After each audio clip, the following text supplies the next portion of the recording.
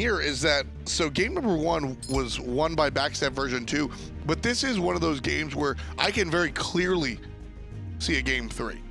I don't think that PKO was outclassed in every stretch of the imagination. I think PKO lost because of 2 very specific picks. One on the side of the opposition with Unum Thanatos, and AraBX playing that Chang'e mid. We just didn't see what PKO saw during the drafting phase. I think if PKO switched their situation right there, the 2 big carries for Backstab, the Chronos and the Thanatos that we celebrated, PKO said, no, you're not allowed to play that. And I'm very curious, I think with those gods off the table and with a different mid, we might see this stretch to 3. I wouldn't be surprised, though, if Backstab has another trick up their sleeve to be able to just fill those roles. There's a lot of mobile junglers that can be played currently in SPL or SCL, especially with Shield of Regrowth. Even Naja can be played at a very high level, having a lot of mobility. You can even complement it by having a Giannis in the mid lane. We haven't seen it before, but early Odin pick from Backstab V2 before PKO really dictates what they want to do. And so this is one of those, there are a couple of characters that really put a hard sign up during picks and bans. You go with a Wheelish, you're not allowed to jump. You go with Odin, you're not allowed to heal, and you've got to jump. So by picking this Odin this early on, Backstab dictates what PKO can and cannot play, and they almost set themselves up to understand the draft before they even see the picks. And more importantly, the Odin complements the Guan Yu as well. So this way, you want to pick the Guan Yu, but you don't want to get countered by PKO picking up the Odin. So you pick up both now, and potentially Raw is open for Backstab V2 if they really wanted to make sure that that's going to be another sustain option that won't have to worry about that cage themselves. So Malloy's got into some trouble, but I don't think it was the Thor pick in general. He switched over to Ratatasker here, who can only get out of the Odin cage with the ultimate. Seems very silly. It could have been more options for him. Potentially Thor was still open, Hunbats was still open, Serket, Bastet, a Willish. But either way, going for this global presence is not a bad idea. And I like what PKO did as well. By after picking up the Jingwei, with Freya and Chronos being banned, they take the last Magical Hunter off the board with the Soul. And so that's going to leave Ho Yi as the hunter selection for Backstabbed. Nike and a Wheelish will be banned out. A Wheelish is constantly the counter to Odin.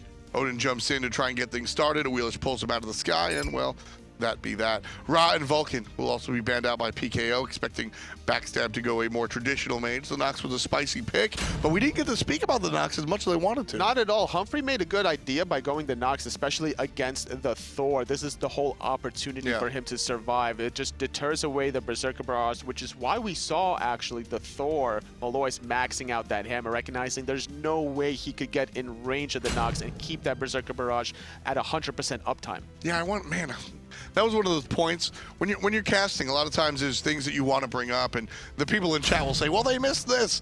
We want to talk about it, but we just don't have the option. I could have spoken about that, the option to maximize that hammer, for 10 more minutes. I loved the decision. I thought it was excellent, and it showed, more importantly, that Malloy is a character or a player that wants to adapt. Going this Ratatasker, it was banned last time. Now he's going to get the guy that he really wants to play.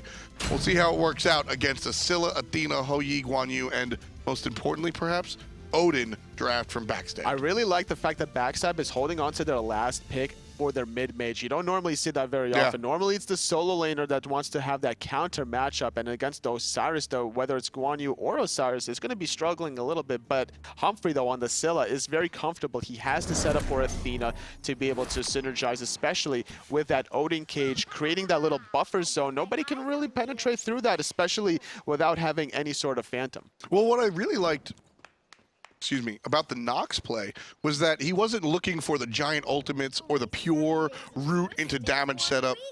He was content, DJ Humphrey, with looking for the setup for the team.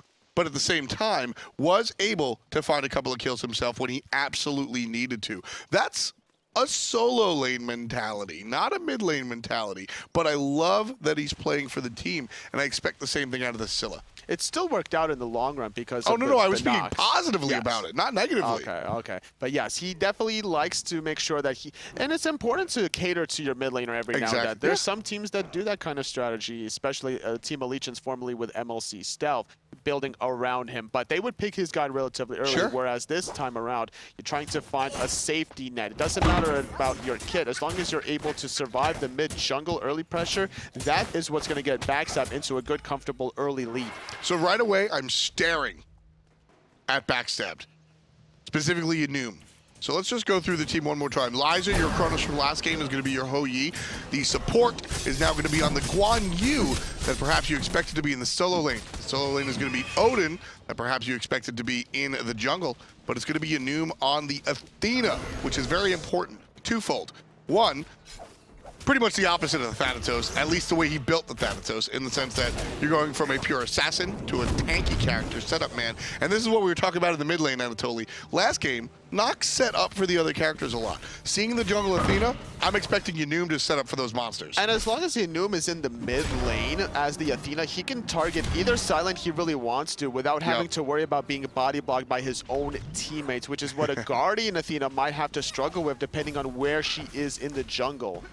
Yeah, that targeter can be very, very rough. You mentioned that a lot. I like when you bring up those individual mechanics, and I want you to expand on that. Why is that so different for the jungle Athena versus the Guardian Athena? So Guardian Athena is always rotating normally between the duo lane and the mid lane anyway, and during that downtime of the traveling distance, normally the mid lane between the jungler and the mid mage will want to clear the wave, and that's going to put themselves a little bit further up positionally. Sure. And if you're trying to target the solo laner, especially against an aggressive Osiris, you might get, unfortunately, body blocked. You're going to have perfect communication. Too much traffic. Yeah, there might be too much traffic along the way, and your teammates are going to have to put that gear in reverse and just get out the way. But for the jungle, that traffic is, you're involved in the traffic yourself, so you can sort of pick which side of the street you want to go on. So a little bit less just nonsense to deal with when it comes down to the finer mechanic points.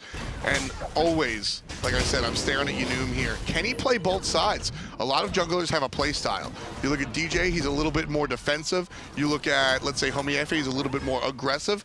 Can you do both? That's exciting. You're going to have to do both, especially against how aggressive Eri BX is on the Soul. We saw him having to pop that meditation on the side of Fabulous just to survive a little bit longer. And look how aggressively pushed up PKO is. They're not deterred as to their last game, but they instinct! should. The rotation out of the level 5 Odin. Maloys doesn't have the ult, can't get out, gets put down. Liza's rotation drops the suns on him and completely suns the opposition. Maloys goes down for the count. For first blood. But he makes the rotation, the Hu Yi Lizer, but he misses out on a whole wave in that duo lane, and that's going to be very problematic, especially this early on before the boots really come online. Well, with the 500 gold bounty for first blood, the team is still behind, technically. Right? You were looking at a 66. It's a tie game for all, but you shouldn't be tied after getting first blood. No, you should not be tied, as well as the Odin making the rotation, Osiris stayed, so both of your side laners got the golden experience that they really wanted to. Odin and the Hu Yi made the rotation, which is always good team-wise, but what are you getting off of this first blood? Yeah, sure, you're getting a little bit of gold bounty, but you're not invading anything realistically off of this. I'm going to channel a little bit of your good friend Drybear. At what cost? Is that first blood? Was that first blood, as we see Backstab down a couple hundred gold there, was that first blood actually a positive? I think that first blood winds up being negative. First blood is always a positive, obviously, but I don't think that they necessarily needed Lizer and Instinct for that rotation. I think Lizer should have been able to just sit back and farm, wait for his power spikes before he makes these kinds of rotations, especially against the Jing Wei, who's always going to be sitting in lane and bouncing between the laning phase, the red buff, the boars, and her back harpies, never leaving that laning phase until the Gold Fury starts getting contested. Yeah, so by splitting that first blood, by having 5 players over there losing the farm, in all honesty, totally, I think it winds up being overall net negative. Well, it doesn't hurt them in the long run, but they didn't maximize their potential for it, obviously. The only positive I see by taking that first blood is the fact that PKO can't get it. Yes. That's, pretty much. And that's, I guess that's worth talking about.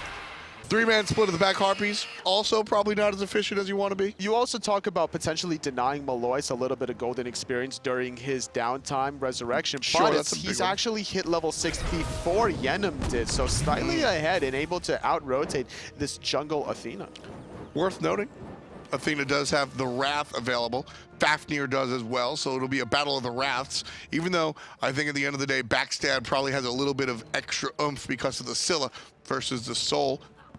And more importantly, it's going to be the Doom Orb onto Humphrey, trying to snowball this lead on the Syllist. And this is a great idea because you have the constant setup from this Athena dash taunts anytime you really want to from that jungle position. So we could see once the Scylla hits level 9, maxes out the crush, and if she saves a skill point at level 8 to get the second point into Amma Monster, that could be another kill opportunity for them. Humphrey's in trouble. Humphrey is already dead. BX cleans things up and ties the game. It's 1-1. Still not done yet. Here comes Echo with the slow and the stun, and he's gone with the God of the Sun. BX gets 2 in the engagement. Yanum trying to find an exit, gets hit by Echo, but that'll be that. He finds an exit. 2-1 as PKO cleans up 2, both of them on the mid-mage. Great plays overall. The great rotation coming from Echo, being able to put himself in position just to control people with that tether. He doesn't necessarily have to find the stun. He just has to make sure that their damage is also being mitigated. Malloy was so low in the process, and now it's going to be actually PKO starting up the Gold Fury, and with the Wrath onto Cobb, he secures it. Had that Wrath not come out, Lizer would be able to contest it with his Suns. That's the veteran play that I expected to see in game number 1 as Lizer gets the solo kill against his opposition.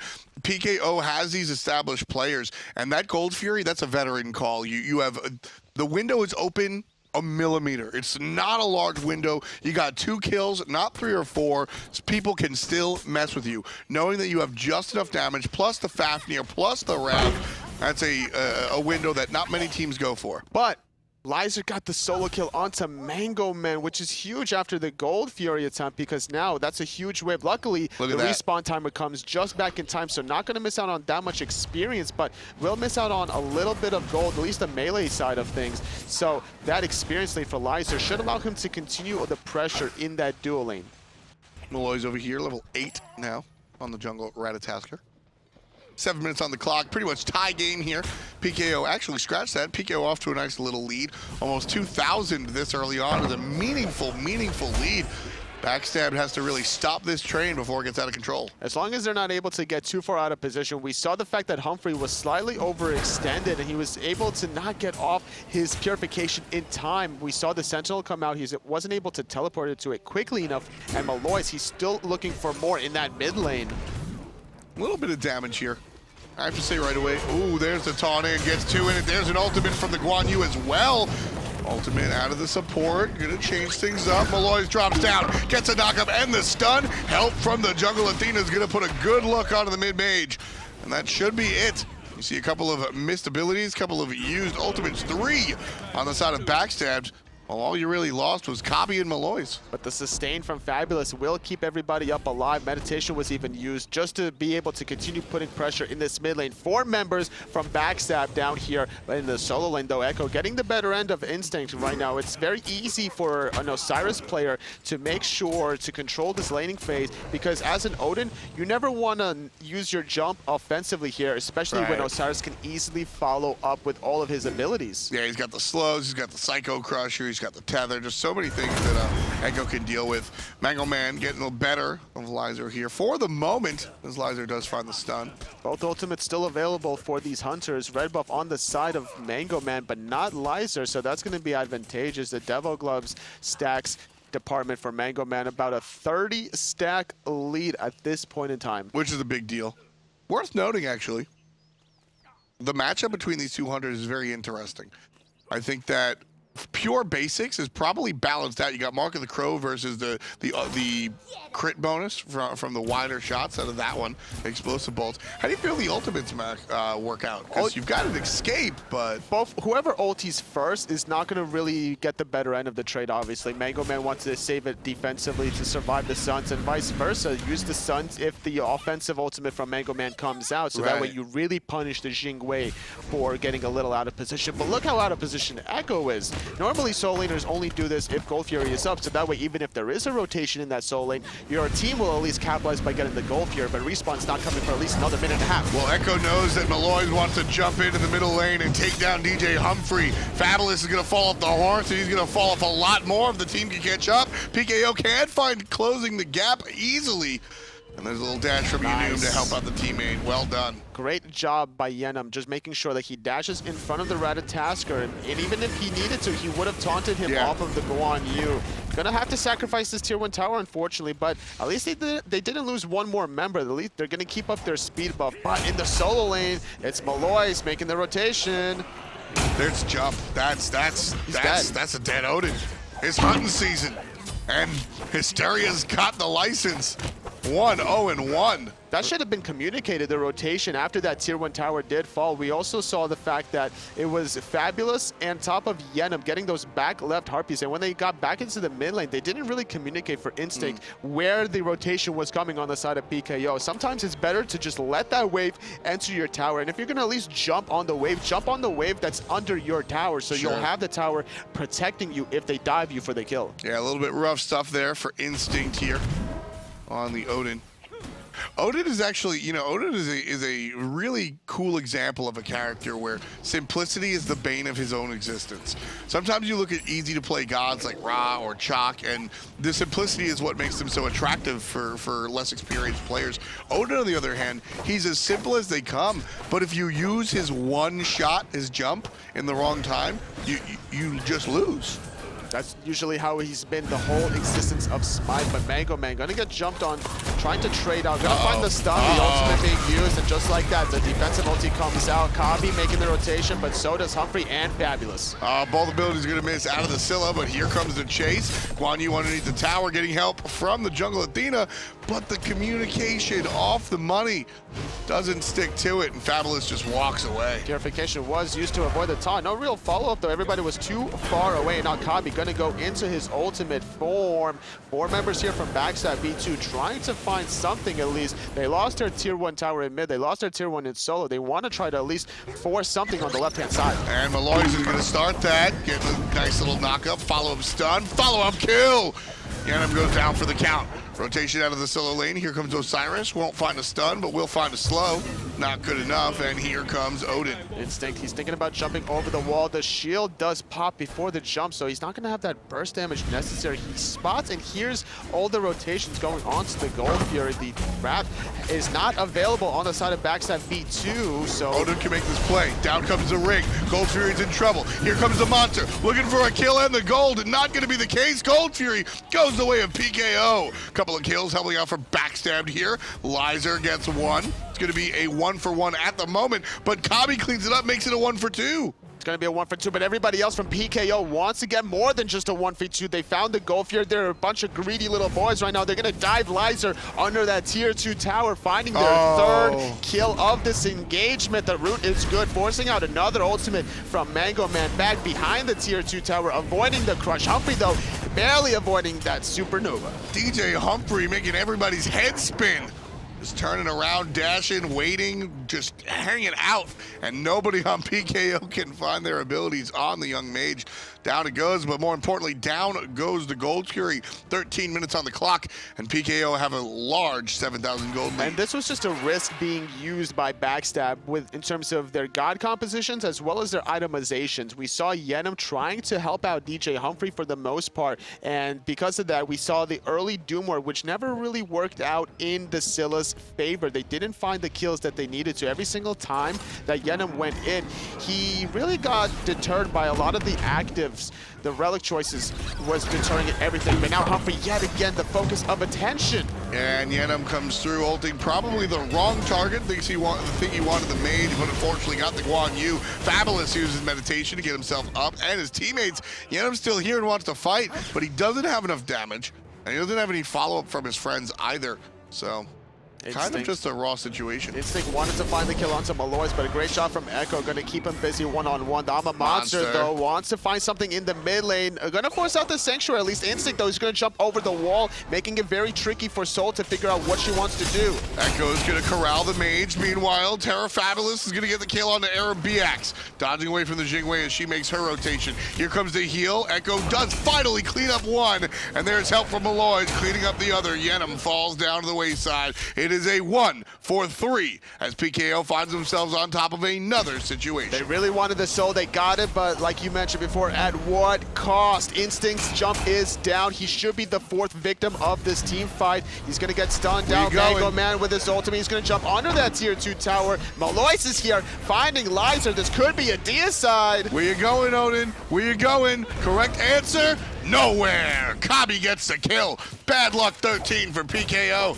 and they're leading by 8K. Totally question. Surrender now and move to game 3. At this point, you should still be able to talk things out a little bit further. And honestly, there is a lot of comeback potential because you have the sustain from Guan Yu on Fabulous, you have the damage onto Humphrey, but I think this could snowball a little bit out of control for PKO in order for Backstab to get into that position to come back. The reason I asked that is that Osiris, much better late game than Odin. You're looking at the Yunum versus Malois, which honestly will wind up being a wash. I think Arabiax versus Humphrey still is a better late game character than Sol, but the way Sol has been controlling the situation combined with the Fafnir, it's just too much trouble, I feel like, for Backstab to really deal with. But you made a good point. You can still talk this through. And you mentioned this a lot. I want you to bring this up for the SCL viewers at home. This game, let's pretend like this game is already over. You've mentioned the fact that there is comeback potential. Even when the writing is on the wall and the game is over, you don't want to surrender all the time. Not at all, especially in a best-of-3 set when there's opportunities to just talk out what early game problems you had, because between games you have a certain amount of time to be able to get in the game started, so you might as well use this time to really discuss strategies for the next game, whether it's going to be picks or bans, rotations, itemizations, god selection, it just doesn't matter. Instinct again in some trouble, gets help from Yenum, but this is a 14 and level 10 Athena facing off against, well, a level 15 jungle rat. He's gonna tail whip and clean up at least one here. Yeah, Yenum is gonna fall down to Malois. Great offensive plays coming on the side of PKO. They're extending their kill count marker to 15 as they dive that tier 2 tower. Humphrey, though, barely able to escape that one. He'll get out this time. For now. But he's fallen down 3 separate times. Mango Man going to take the split push and honestly take the fight with his Odin. If Odin wants to fight this Jingwei, I think Weezy's feeling totally fine about it. Love the two basic attackers here are able to split push left and mid and be totally fine. And that's the surrender. That's the surrender you were talking about. This is the point in time where they probably discussed